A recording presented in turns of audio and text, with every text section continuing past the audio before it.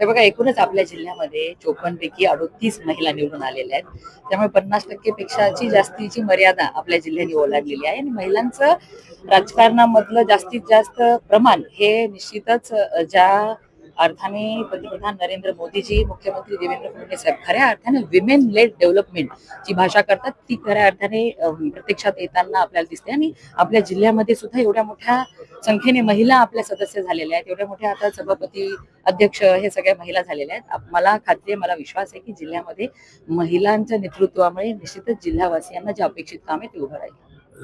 अध्यक्ष उपाध्यक्ष निवडीमध्ये शिवसेना नाराज झाली होती. आता एक सभापतीपदी देऊन त्यांना तुम्ही नाराजी दूर केली का? नाही बघा, आमच्या नेत्यांनी महायुतीचा फॉर्म्युला राबवला पाहिजे, तो अंमलात आणला पाहिजे, ह्या सूचना मला पालकमंत्री म्हणून दिल्या होत्या आणि त्या सूचनेचं आम्ही तंतोतंत पालन केलेलं आहे. आणि त्यावेळेस त्यांची थोडीशी नाराजी होती, पण ठीक आहे, तेवढ्यापुरतं वाईट वाटतं. पण आम्ही शेवटी महायुतीमध्ये एकत्र आहोत, राज्यामध्ये सत्ता महायुतीची आहे, त्याच्या पद्धतीने या ठिकाणी सुद्धा सगळ्यांच्या एक विचाराने काम होणार आहे. जिल्हा परिषदेत आपल्या म्हणा जिल्ह्याचा कारभार आहे, सार्वजनिक बांधकाम विभागाचा 4 कोटीचा निधी वापस घेतला.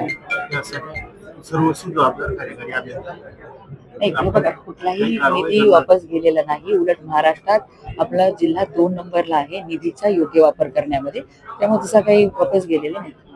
रात्री उशिरापर्यंत हजरच राहिले कार्यकारी अभियंता, त्यामुळे निधी खर्च होऊ शकतो असं काही नाही, तसं काही नाही झालं.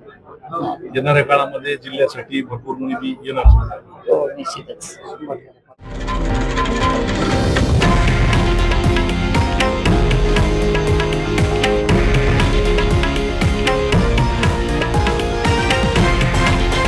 हे आहे देशातील नंबर 1 न्यूज नेटवर्क आणि आपण पाहत आहात TV9 मराठी, एकमेव.